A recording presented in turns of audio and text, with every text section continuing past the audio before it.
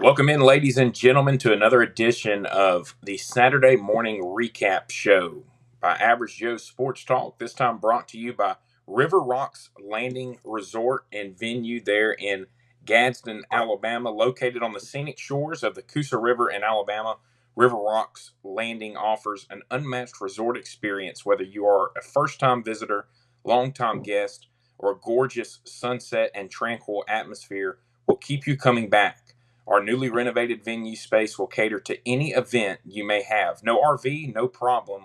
We now offer vacation rentals ranging from luxurious tiny homes to unique glamping experience.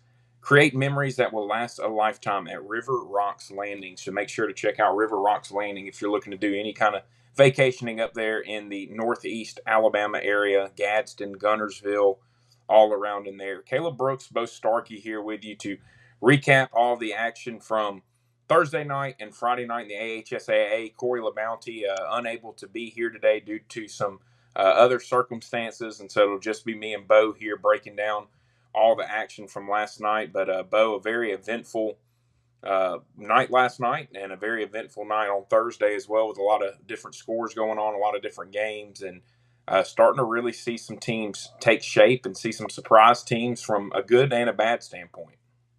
Yeah, man, it's who would have thought that, this quick out of the gate, we would have this much movement, this much action. We're not even over into region play, and some teams are already starting to separate themselves, and some teams are already starting to fall by the wayside, unfortunately. But it's been very interesting, to say the least. Yeah, no doubt it really has. And you had the scoreboard show last night. Tell us a little bit about the scoreboard show and how things went with that last night as well. Yeah, so it's called The Final Drive. It's Southern Torch Network. Obviously, they're the mothership up there. We're doing it at a 98.3 Wild Country in Fort Payne, and basically cover all of North Alabama. It's definitely coming along pretty good. We had a few first week kinks because due to the late starts, you're running a scoreboard show, but you couldn't get scores. So that was definitely a challenge for Tara and I. But last night it was hitting on all cylinders. We had a vast improvement from week 1 to week 2, and the same thing in football, Caleb, as you well know. Most teams improve the most between week 1 and week 2.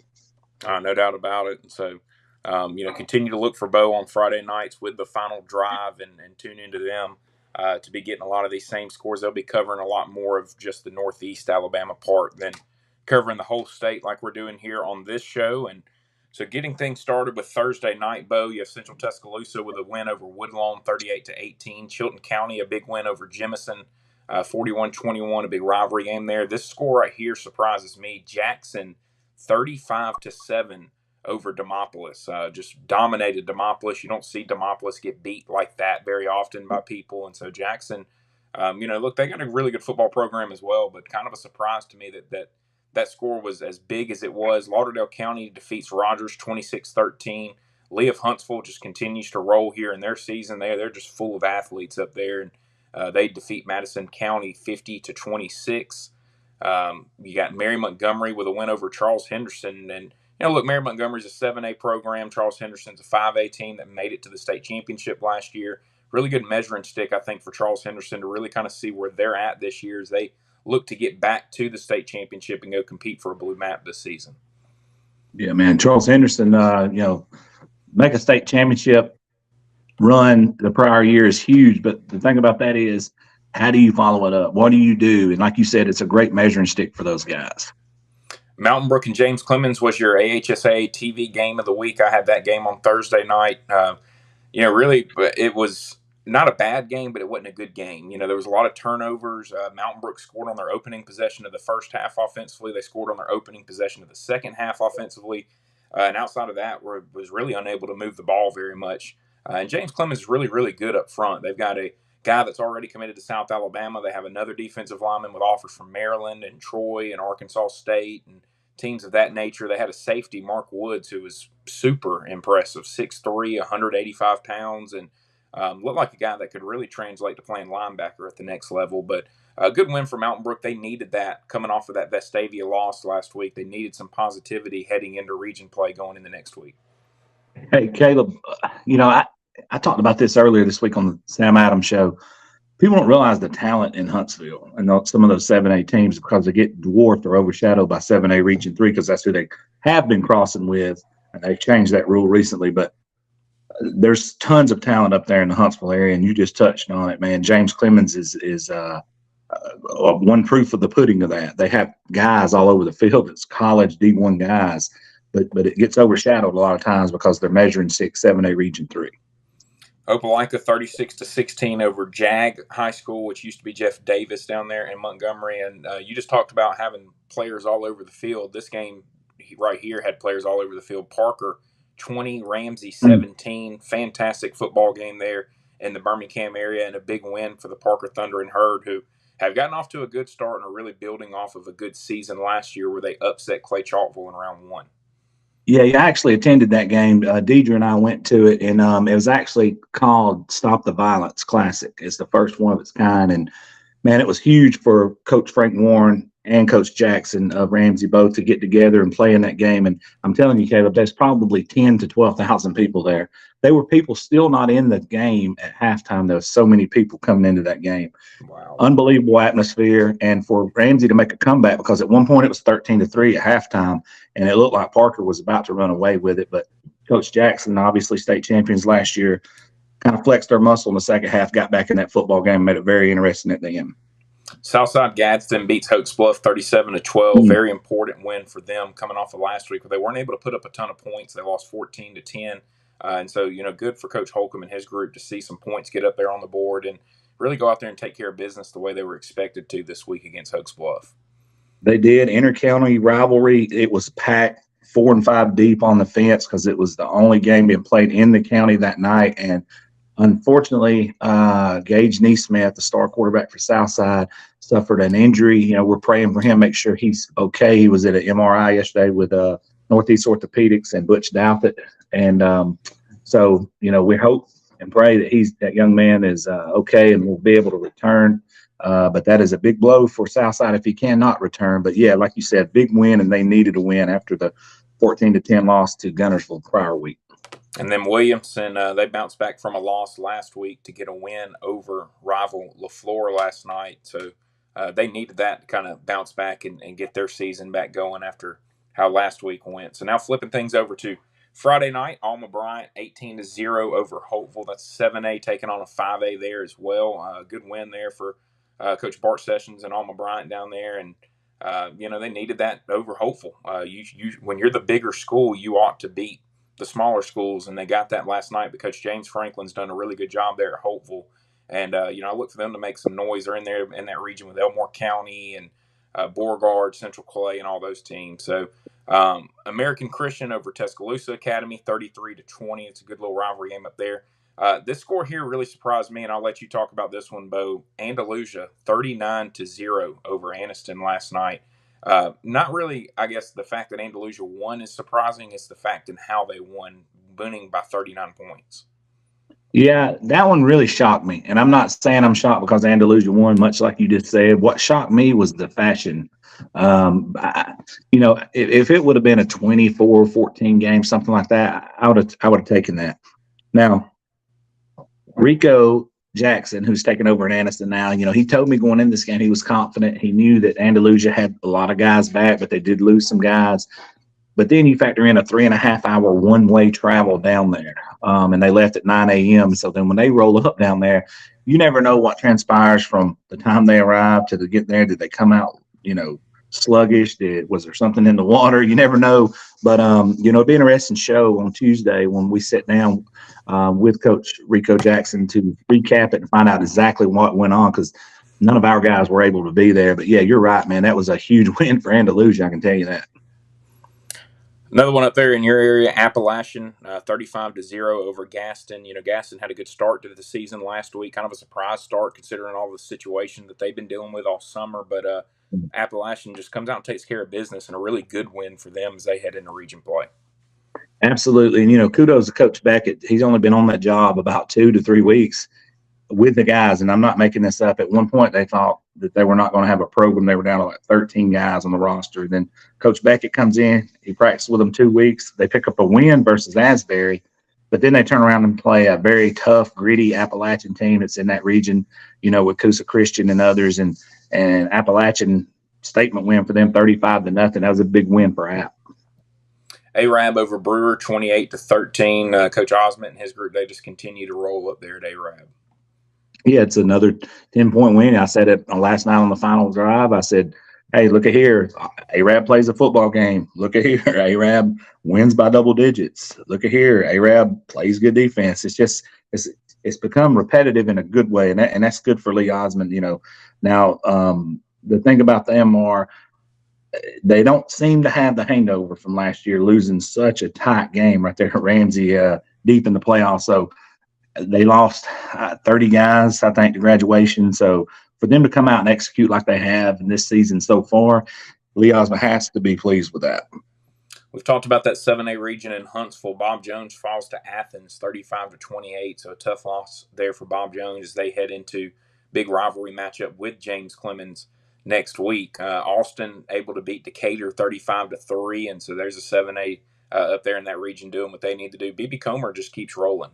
They're coming off of last year where, they're a few mistakes away from possibly winning a state championship against Fife last year. And they've done nothing but come out and beat Davil, who went undefeated in the regular season last week, and then beat Childersburg 34-6 last night. And so they've got it going on there. And then look for BB Comer to make a lot more noise in 2A this year. Baker 33-17 over Wetumpka. Tough start to the season for Wetumpka. They lost to Benjamin Russell last week and then lose to Baker this week to get their season started. Beauregard, we saw them dominate Selma last week. Well, they just continue that dominance with a 47-0 win over Central Haneyville. And then, Bo, talk about this game. Boaz 48-7 over Albertville. We got to talk with Coach Sullivan and his group this week. They were hungry coming into this week, and it showed with the result of their game last night. Yeah, man, Coach Sullivan does a fantastic job with those guys, and we talked about him last night on the final drive. They had a tough loss to Jacksonville in week 1, but you're going to see a lot of people lose to Jacksonville this year because they are loaded. But, yeah, getting back to Boaz, you knew even though they lost last week to a very good team, they had to flip around and play their biggest rivalry this week. And they're 2 classifications ahead of them, that being Albertville. Albertville's 7A. They're 5A. So when you looked at that game, on paper, you think 7A, man, they're going to dominate. Well, Albertville's been down here recently, and they went through several coaches over the last few years. But that was not only a big win, it was a statement win, and it was in Intercounty. And you're right, we had those guys on Winchell's on Keeping Up with Marshall County Athletics, and you could just see the passion and love, not only in Coach Sullivan's voice and talk, but the players that came in with him. We're going to take a quick 2-minute break right here, and we'll be back with some more scores right after this.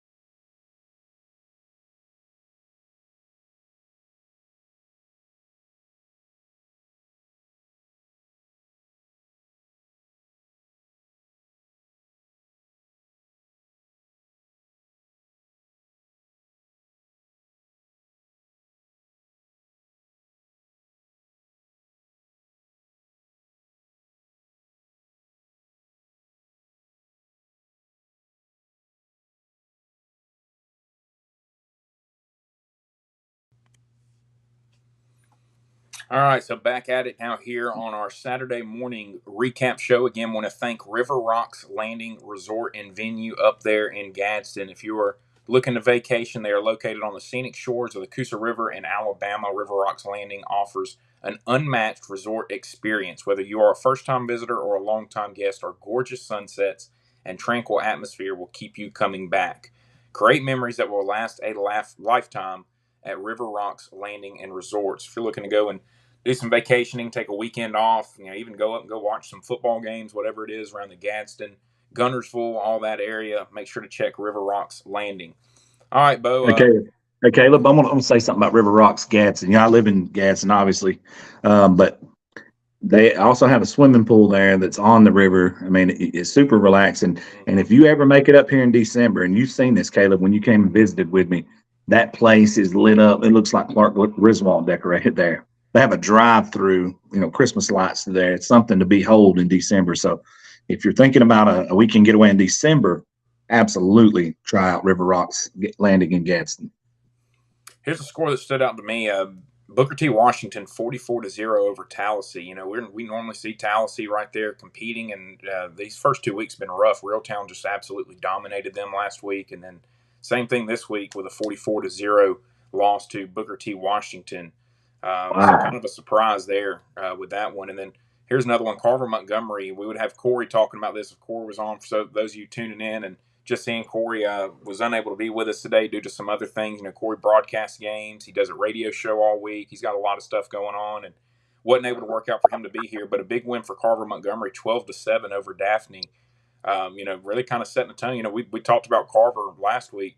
They lose James Smith and Quay Russell, the two 5-star guys, but they've just kind of picked up where they've left off there at 6A. And then Cedar Bluff, 28-7 over Sandrock. Talk about that game a little bit there. Coach Crane's first win at Cedar Bluff as head coach. He took over for Coach Beckett, who we just mentioned, took over at Gaston. Coach Beckett left, took a college job at Faulkner, and then went back into the high school ranks. But Coach Crane was his right-hand man. So another intercounty rivalry game. Y'all feel bad for Coach Heath and company out at Sandrock. They've had a lot of guys, transfer out. Coach Heath's still a good football coach, at Sandrock, but they've had a lot of guys, transfer out. It's kind of hurt the program there. But Coach Heath's a positive guy. He's one of my favorite coaches, and as you well know, he's been on our show several times at the playoffs, rode the blue map. So we love that guy and hope that they can get that thing turned around. But kudos to Coach Crane and Cedar Bluff for pulling that one out. And then we talked about this game on Road to the Blue Map, Center Point and Aliceville. Center Point ends up getting a 22-14 win, but Aliceville, they just showed that they're going to continue to be right there, being able to compete in that classification with being able to go against a 6A like Center Point and compete the way that they did last night. The sexy term in football now is on the hoof. What do guys look like on the field? And you look at Aliceville, yeah, they're 2A team, but on the hoof, so to speak, they look like a 5 to 6A team, and that as well. The difference between them and a Center Point is they may not have enough guys or as deep as a Center Point. They may have way more guys playing both ways. But that first 22 that they got will compete with just about anybody in this state. I was at this game last night and did not go the way that I was expecting it to go. Coach Danny Horn and Central Clay just come in and give Benjamin Russell the Danny Horn special. They lined up in the wishbone. They pounded the football last night and controlled the line of scrimmage and controlled the football game and just did what he does. When he's playing against teams that he maybe doesn't have as many athletes and as big up front, he finds ways to create some kind of offense, and they found it in the wishbone last night and really stifled a Benjamin Russell offense. They put them behind the 8 ball. It was raining, so obviously that helped and played into their hands a little bit as well, and ball was wet. But if Benjamin Russell wouldn't have forced a turnover on the opening drive, they'd have been 4 for 4 on touchdowns in the first half last night, and they just controlled the game and really kind of put out a message to the rest of 5A, in my opinion, with a dominant win, not only against Benjamin Russell, but at Benjamin Russell last night. Caleb, you said it best. What other way would Danny Horn want to win a football game than in the wishbone? Exactly. He has to battle his son each and every week who calls plays for him. And he'll even show you that he has a section of a playbook. And he said, this is Dad's section right here, and it is Coach Horn's plays. And 90% of it is wishbone. So at the end of the day, You got to take your hat off because I'm telling you right now that Benjamin Russell team is loaded, and I expect them to make a deep run. Smitty's going to get those guys rolling again. Both of these programs, both of these coaches, but kudos to Coach Horn, man. That was a massive win and statement.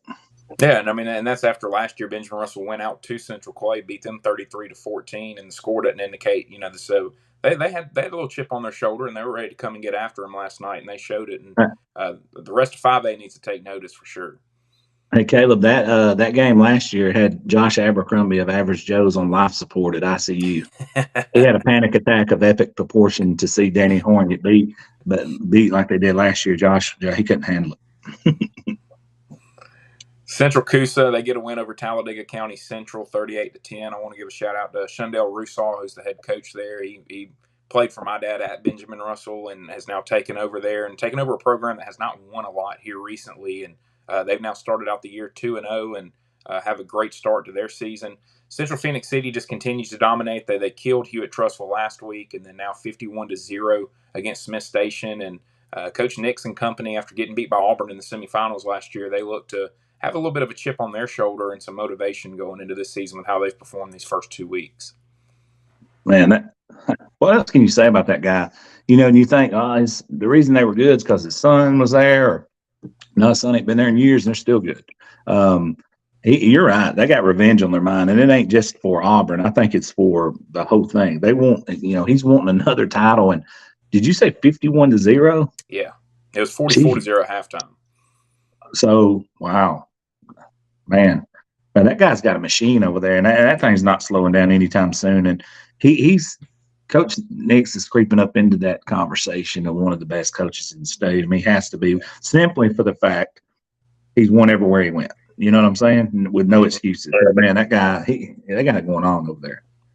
Chelsea gets a win over Calera. Good for Coach Todd Cassidy and his group there at Chelsea, 38-24, getting a lot of points up there on the board after they were beat last week. And they need that. They really need that heading into region play getting going, and they needed some confidence and needed something that can show, hey, what we're doing here is working, because they're about to get into the thick of it with Hoover, Hewitt-Trussville, and Tuscaloosa County and all those teams there. So a good win for them. Talk about this one, though, Bo. Cherokee County, they dominate Piedmont, and Piedmont's first game of the year, the first game of the Jonathan Miller era there at Piedmont, 26-7. And to me, it's kind of a statement win there for Cherokee County, showing, hey, we're still here, and we plan to be right back competing for that 4A state championship. What else could you ask for from Coach Kelly? We watched them in the Jamboree game against Scottsboro, and they beat them.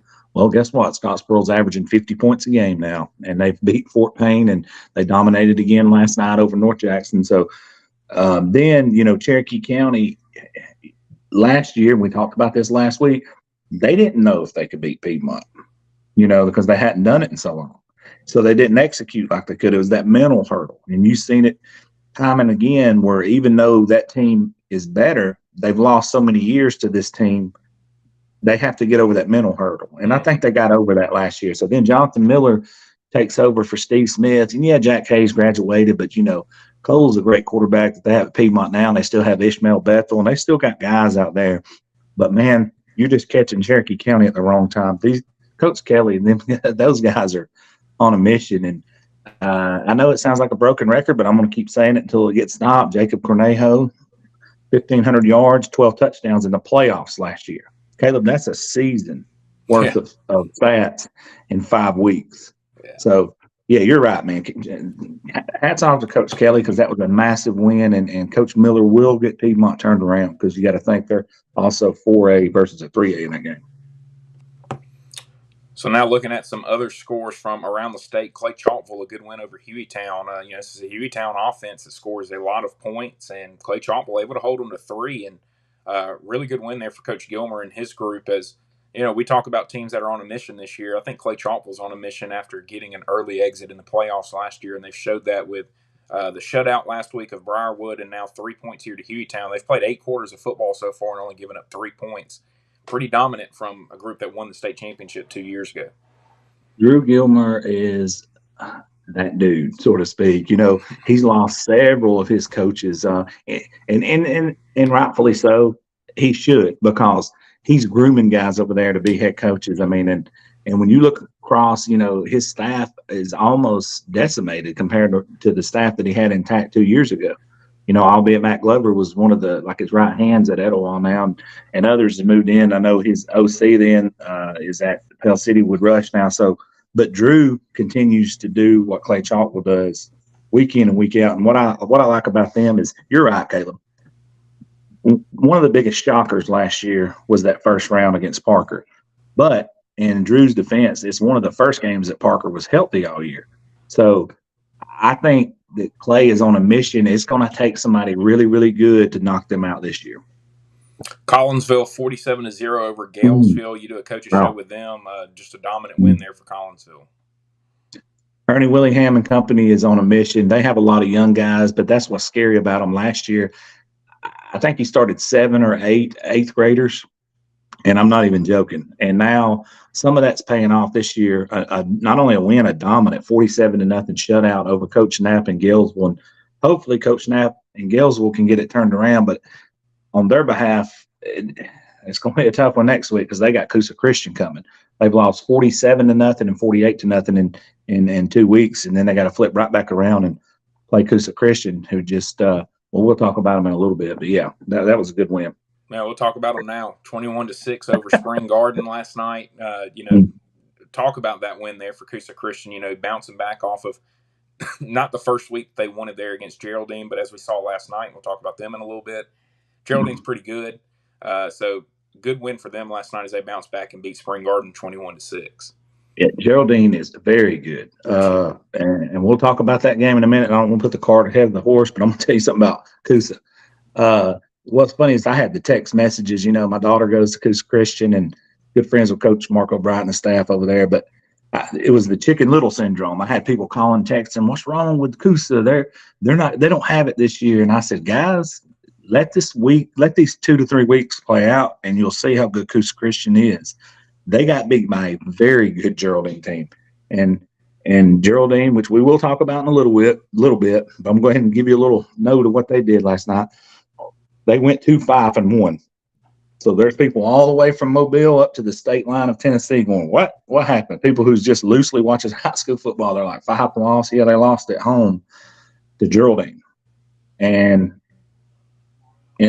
by double digits. So, yeah, the sky's not falling, Chicken Little style for Coosa. They go on the road and beat perennial blue blood Spring Garden at Spring Garden, and I believe was up 21-0 at one point. And, Spring Garden's got a lot of grit, and they come back, and they're going to be good. And Coach Ragsdale's going to have them guys as a tough out when the playoff rolls around. And but you got to take your hat off to Mark O'Brien. And he actually had a couple of defensive starters out for that game last night, which is even more impressive than the defensive performance they put out. Yeah, a lot of credit to Coach O'Brien, a lot of credit there to Coach Teddy Whitmire as well with that defense and holding them to Patrick 6 Mahomes. points. Corner, they did beat St. Clair County. We saw St. Clair County beat Asheville last week. They put up 41 points. They only get 7 in this one. Corner, they got a good football program up there, able to beat them 29-7. And then Coleman, they bounced back after the loss to Mars Hill last week to get a very good win over Jasper, 15-13. A really good win there for Coleman, and a nice job by them bouncing back. And then here's one up in your area. Dade County, Georgia comes over and really put it on North Sand Mountain last night, 55-13. A tough one there for North Sand Mountain. And we talked about this game on Road to the Blue Mountain Bow, Dora and Aniana, and a surprising result here is Dora beats Aniana, not just beats them, but beats them by double digits, 27-13 last night. You feel like that may be a little bit of a wake-up call for Aniana now this year? I do. Phil Phillips is a fantastic football coach, though. 2 years removed from state championship appearance there, lost to Viger. It all hinges on Fluff Bothell. The interesting thing about that is if you can load that box up and somewhat limit what that guy does, and he looks like Herschel Walker. I mean, if you've seen the guy with his shirt off, but stopping him is one thing, getting to him something, getting him on the ground's another. So if you can just limit him and make him work, and then I'm pretty positive he's playing both ways again, and make him work on defense. That's how you defend a good offensive player in basketball, is you make him work on defense. And if you can do those two things, you got a chance against Aniana. And I haven't watched the game film, but I imagine that's probably what happened. But kudos to Dora, man. You got to give them props because they beat a really good football team last night. We talked to DAR in our Keeping Up with Marshall County Athletics 2 weeks ago. Able to put up a little bit more points this week, but they're struggling on the defensive side of the football here to start the season. They go up 60 week 1 and now 48 here in week 2 as they lose 48-17 to Douglas. But you got to feel like that, new coach, everything's kind of new. They're trying a new offense. They've been running all this stuff. Things are going to come together as the year goes on there for DAR. Yeah, and Douglas is a little bit bigger school, obviously, than DAR as well. And Douglas has the best helmet I've seen. I'm gonna keep saying that, keep taking punishment for it. But yeah, you're right. Kyle Davis he's got his work cut out for him. It's like ice skating uphill when you take over a new young program like he has, and you're starting an 8th grader at quarterback. He's more of an offensive minded coach himself, but it may be one of these things where he's got to take a step back, reevaluate the situation there. And if you ever want to get it fixed, week 1 and week 2 is the time to do that, because you want to have your best club stepping on the field when region play starts, and that's what they're looking to do. So now looking at some more scores. Here's a surprise.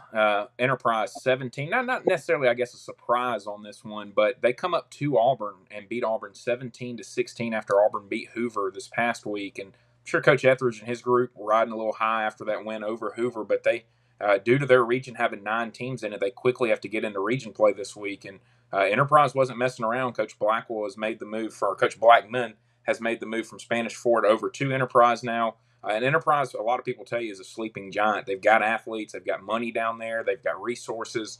But a really good win for Enterprise there to get region play started over Auburn. Ty Hunt was, he's our guy that covers Auburn, and Will Wagner's brother, offensive coordinator from Auburn.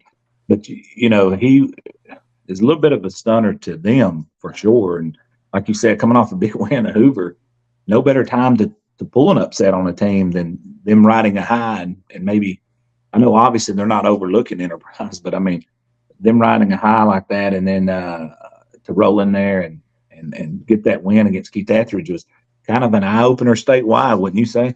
Yeah, no doubt about it. I mean, there's a lot of people that I was around last night that were talking about that and were really surprised by that result. But that Auburn's going to end up bouncing back, and they're still going to have a really good year this year. Talk about this game now, both Fort Payne and Etowah. Fort Payne 38-19 over Etowah. Look, you got to give Fort Payne a lot of credit. They're scoring some points here early in the season, and after the first half of the season, giving up 49 points, they've really settled in on the defensive side of the ball as well.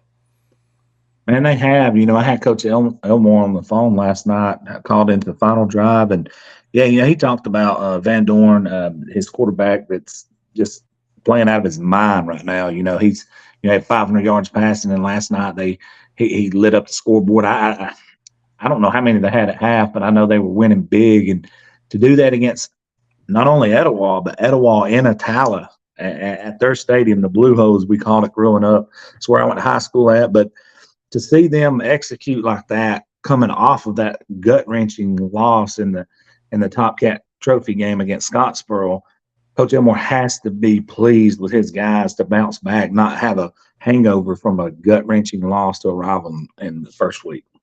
We mentioned this one earlier, really the shocker throughout the whole state, Geraldine 17, 5-6. And I don't think it's necessarily the fact that Geraldine won the game. It's the fact that Fife was only able to put up 6 points against them last night.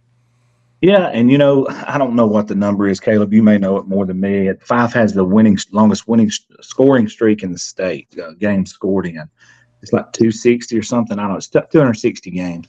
I mean, it's just an incredible number, whatever the number is, and I don't have it in front of me. But it was in serious jeopardy last night, because when I left the game, that was the game I attended. When I left the game, they were at 0 points, and there's 4 minutes on the clock in the third, and Geraldine was getting the ball back. But it's not that Fife is bad by no means. Geraldine is good, all right?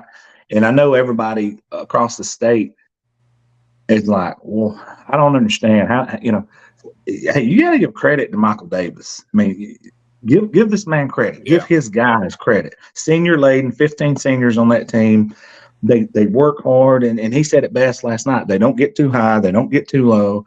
He's exactly what you want as a coach, coaching the guys that have the right mindset in the right place right now. You give them, and instead of people we live in a society where a lot of people want to take negative shots at people when they lose, and it's easy to do that behind a keyboard. And even Coach Benefield says it best. He says some of the best coaches you'll ever meet are up behind us in the stands. If you don't believe me, just ask them. So give these guys credit who won. Instead of trying to bash five, let's give these guys credit who won the football game.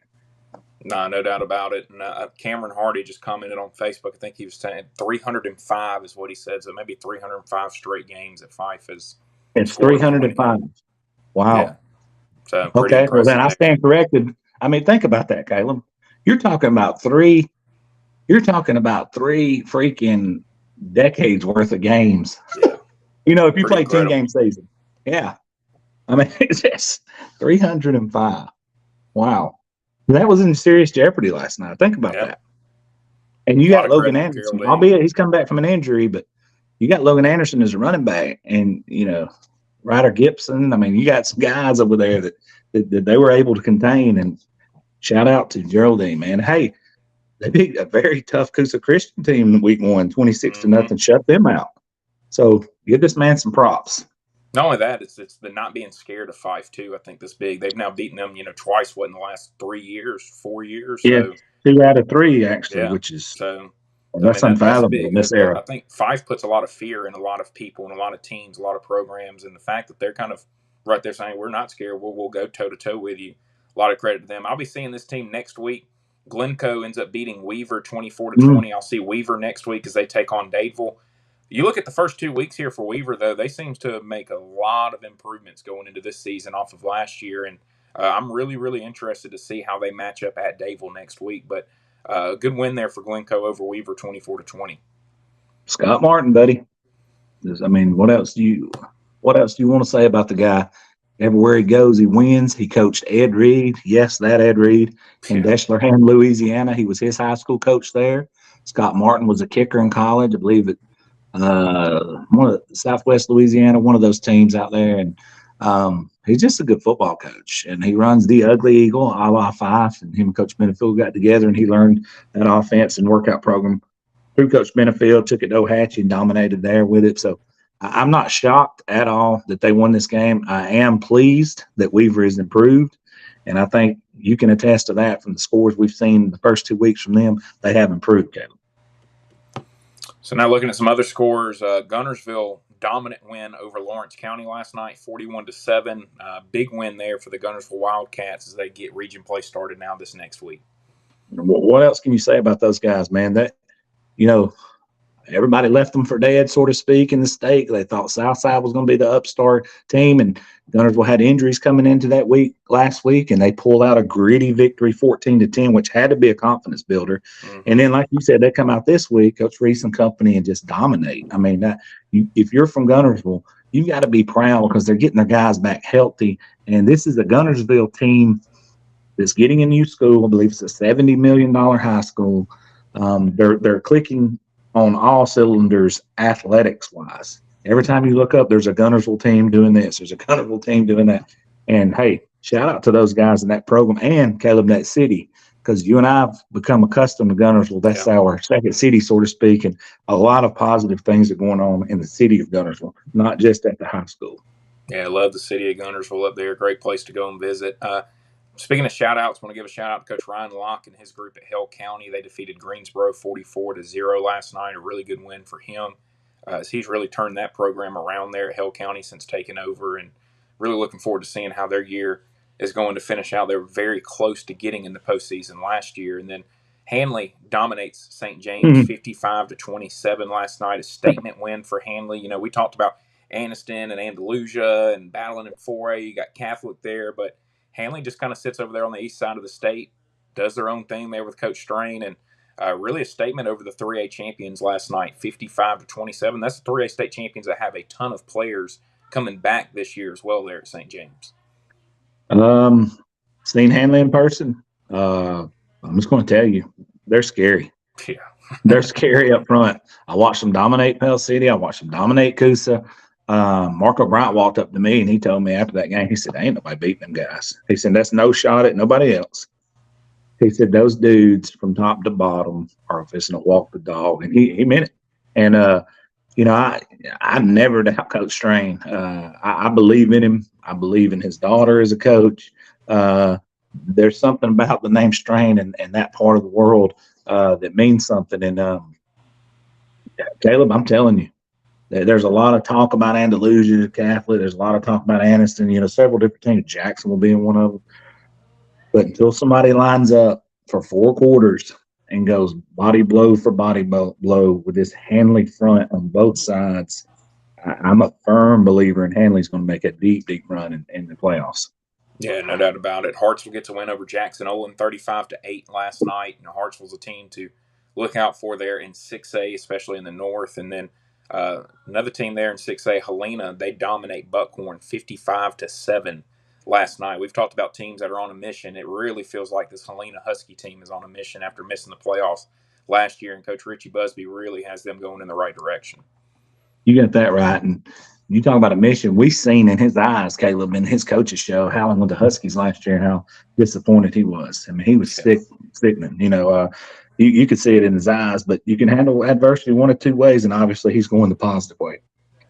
We're going to take another quick 2-minute break here on the show. When we come back, we'll run down the rest of the scores that we have throughout the state. So stay tuned with us right here on Average Joe Sports Talk.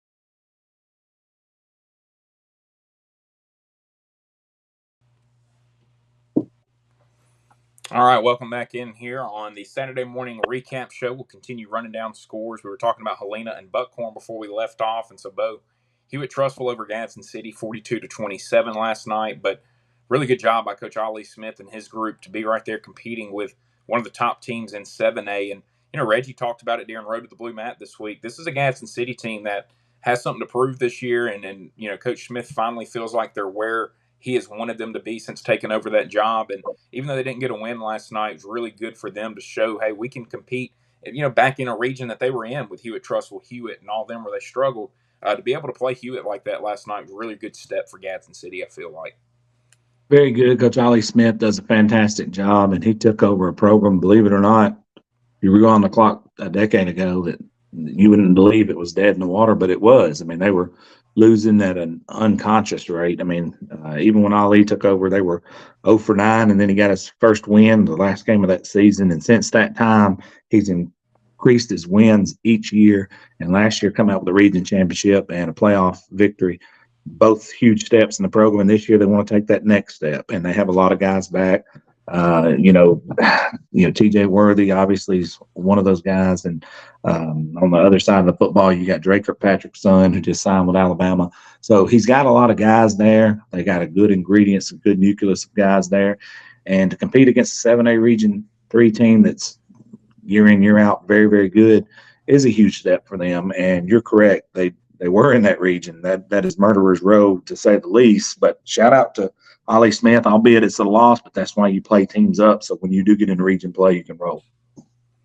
Hillcrest Tuscaloosa beat Pike Road 30-6 last night. Kind of a surprising score there. Not really surprised that Hillcrest won, but just dominated Pike Road the way that they did. And then speaking of domination, Eider dominates Asbury last night, 46-13. A good win there for Eider. Yeah, Coach Grant was on the show last night. We talked to him and the Eider insider himself, Tyler Dalton, of course. But, yeah, man, Coach Grant, he just does a really good job. They don't have big numbers, and he gets every bit of juice he can out of his guys each and every night, each and every practice, that is. And it's just a community-driven school up there where everybody in the community shows up and watches the games. And for them to get a big win like that over Asbury is a huge to that community. Yeah, another surprising score that we see right there on the screen. Isabella beats Maplesville last night, 34-14. You'll see Maplesville get beat by 20 points very often against people. So, flipping over to some more scores, Jacksonville, a big 45-21 win over Alexandria last night. Kind of a rivalry game there for those two. But for Jacksonville, they've put up points very well here through the first 2 weeks. Seem to really have it going on the offensive side of the football. I'm telling you, Clint Smith is a dark horse sleeper in 4A South, and they are in the South, albeit they're in Jacksonville, but they are in the South, believe it or not. But yeah, you're right, man. That another big win for them. Nobody's talking about them. Everybody's talking about Andalusia. People's talking about Anniston in this area. People's talking about Catholic, rightfully so, but nobody's mentioning these guys. Anytime you got a great quarterback and a great coach like they have, and you got athletes to surround that quarterback, you play stingy defense, you're going to be in a lot of football games. And I'm not shocked that they won. I am shocked that they beat Alexandria like that. And for Alexandria's 2 tough losses out of the gate, two big-time losses. Todd Gins had a few guys leave the team, and sometimes that's a good thing. You get positive stuff out of subtraction. So Todd Gins is a legend in this area.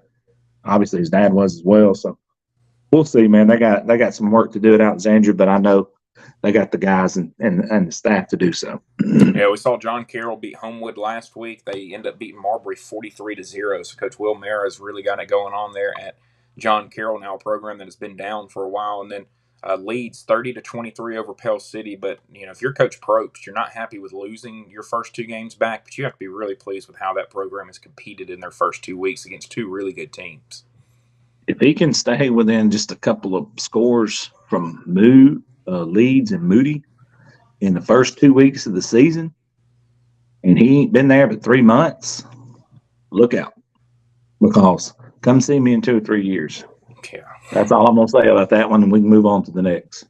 Lincoln over Asheville, 40-26. A good win for Lincoln last night as they get the win there. And, for Asheville, they've been close now the last 2 weeks. And so, you got to feel like eventually something's going to happen that's going to help them get over that hump and start stringing some wins together and kind of get things back going there. And so now looking at some other scores, McAdory gets a 28-17 win over Pinson Valley. That's a good bounce back win for them after they got beat by Oxford last week. And then how about Montgomery Catholic, 49-12 over Alabama Christian last night. Really good win for Juice and his group down there at Montgomery Catholic. Moody over Sylacauga, 31-17. Sylacauga actually played a little bit better in this game than I thought that they would. Maybe it was Moody having a little bit of a hangover effect from last week, but a good job there for Moody to get the win. Mortimer Jordan seems to be rolling right now. They had the win over Leeds last week. They beat Springville last night, 35-28, so they're off to a 2-0 start there around the Birmingham area. And then talk about this game, Bo. Ohatchee over Welborn, 26-7. Ohatchee, they've taken that momentum that they built towards the end of the season last year, and they've done nothing but carry it right over into this year with how they've played their first 2 weeks. Yeah, sat in the office with Coach Finley Thursday. Went to Ohatchee, sat down, talked with him. We're trying to set up a keeping up with Ohatchee athletics over there, and hopefully that gets done. And hey, man, shout out Coach Finley. A lot of people were, a lot of people were, and again, we talked about this earlier. Debbie Downers. They started out 0-7 last year. People, Chicken Little syndrome kicked in. Then they went to the playoffs, and then everybody kind of shut up. Well, this year they're healthy. That's the main thing, and they've come out and made 2 statement wins coming out of the box, heading into region play. So yeah, I'm super proud of what's going on at the Creek Bank and Coach Finley. And if you don't know, if you've never met that guy, you need to meet him. He's a fantastic coach, great leader of young men, and he has absolutely re-energized that program right there at the Creek Bank.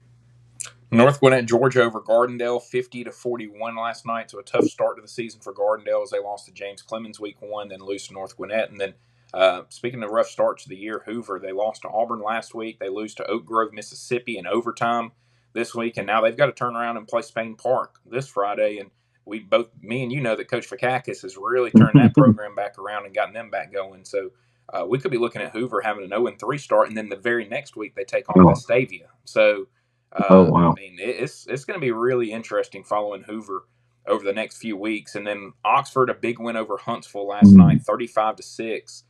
Coach Sam Adams has started this season the exact way that he wanted to, with a big win over McAdory and then a dominant win last night against Huntsville.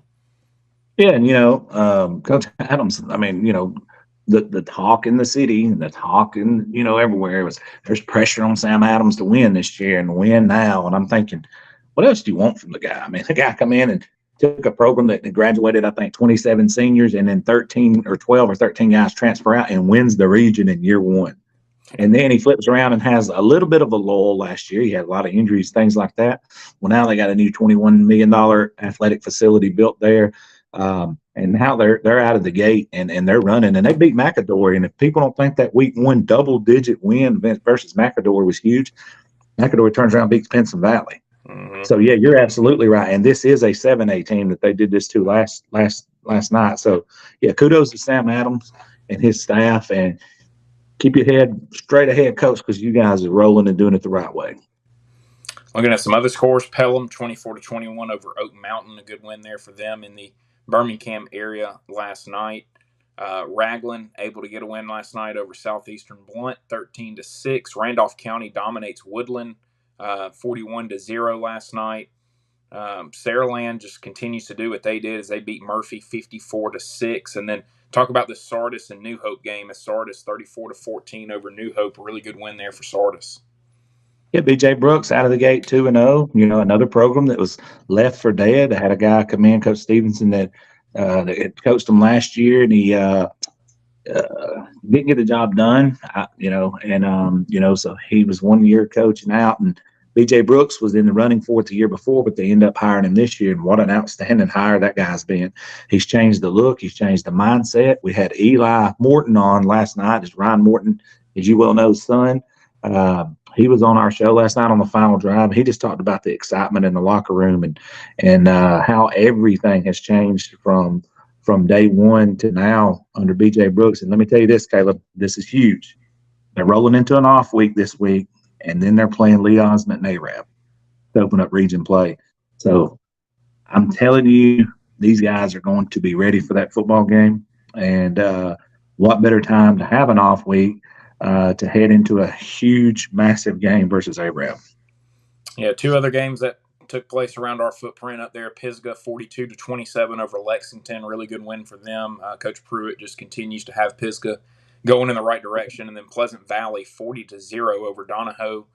Really good win for them as well, and kind of a statement win also. So we talked about Sardis and New Hope. Looking at some other games, you talked earlier about Scottsboro getting the win over North Jackson last night. They're scoring some points. They had 50-plus points this past week, 44 points in this one. They've scored 100 total points their first 2 weeks of the season. And, they seem to really have it going on the offensive side of the football right now. Caleb, I'm going to be in and out on this one real quick. They're scoring 100 points running the triple option. Yeah. So – all right, so that if you're a coach and you're about to face Scottsboro and that don't send chills up your spine, I don't know what else does, simply for the fact that anytime you go face a triple option team, all of your normal preset stuff, your base stuff, you can throw it out the door because you have to put in a package just for that week. And then you got to get your scout team guys to to give them a decent look Mm-hmm. so they'll know what they're facing Friday. It's extremely hard to do it. So when I tell you they're scoring 50 points a game running the triple option, and you're going to face them on down the road here. Well, I mean, Caleb, you've played football your whole life. How difficult is that? No, it's tough. I mean, and like you said, the biggest thing is your scout team has to give you a look, and for them, they've never run stuff like that, and so it's just That's so tough right. to do.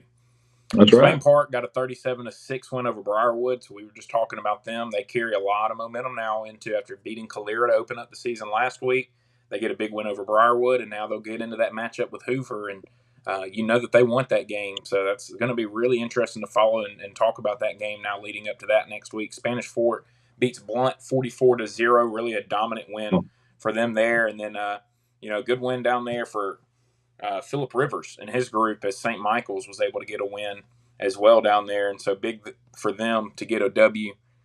St. Paul's 14-6 over McGill Tulane. It's been a tough start to the season for McGill Tulane. They got beat by Catholic, and then now St. Paul's able to get them. And wish we had Corey on to talk a little bit more about that and talk about the start that McGill has been off of. But here's one that really surprised me last night, Bo.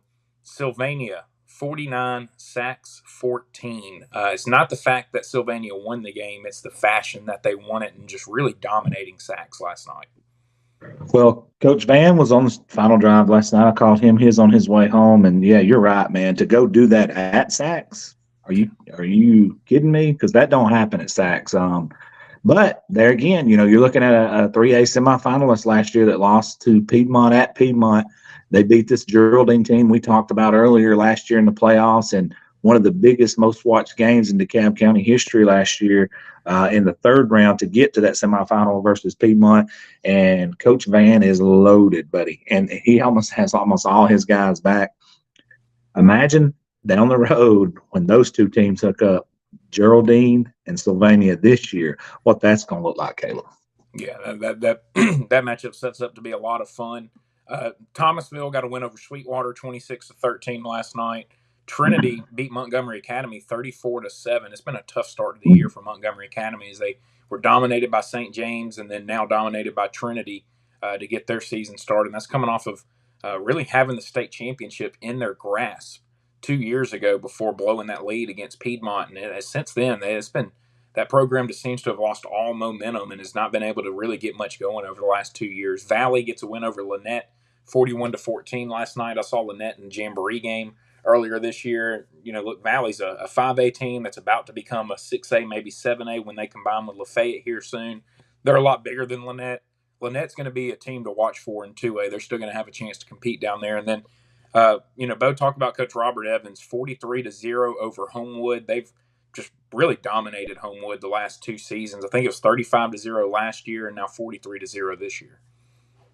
Dude, that is a statement win, Caleb. I mean, Robert Evans is very fast tracking his way to being a dominant coach in this state, albeit it's a super young career. But man, what else does this man have to do to I'm gonna tell you this. He to me is the type of guy that college is gonna come look for. Yeah. You know what I'm saying? He's that type coach, in my opinion. I could be wrong, but yeah, that dude, that is a statement win right there, my friend. And then Valley Head over Section 56-0 last night. Just a dominant win for Valley Head. And you got to give them a lot of credit for really taking it to Section. Section through the first 2 weeks just has not been able to figure it out on the offensive side of the football. And then our last group of scores here, Viger gets a win over BC Rain 26-18. Would love to have Corey on here talking about that win, how big that was for Viger to get the win over BC Rain. Winona dominates midfield 39-0. So really good win for them, and they've now beaten they beat Sylacauga 38-7 and then 39-0 here over midfield. So it looks like Winona may be back to being really good there around that Birmingham area. And then you guys see some of the other scores on there that come from around the state. Winfield a good win over Haleyville 26-14 last night. So a lot of fun matchups throughout the state, and another really good week of football. all throughout the state of Alabama, Bo, and all these non-region matchups are out of the way, except for that one region there in 7A that has the 9-team region. They got region play started last night, but about to get region games started now this week, and we'll be previewing those, talking a lot about them on Road to the Blue Map coming up this Tuesday night. But should be a lot of fun to start talking about these region matchups and starting to see these regions really kind of shape out and see who's going to rise to the top and be the region champions and get those 1 seeds. You said it best, and high school football separates itself for the one simple fact is region play. That means every game counts. So, like I said, I've said this analogy 1,000 times. You could be 0 for 20 in basketball and get into the area play and run the table in it and get that bid, win that sub-regional, and go win the state championship. In football, you go 0 for, you're out. You're going to the house. You get you some popcorn and watch everybody else play. So you're right, Caleb. We're about to start separating the men from the boys, so to speak. Should be a lot of fun. So make sure to tune in Tuesday night, 7 o'clock. We'll be live on our Facebook page, on our YouTube page with Road to the Blue Map. We'll preview all the upcoming big-time games around the state of Alabama, especially in the north part of the state there on Tuesday night.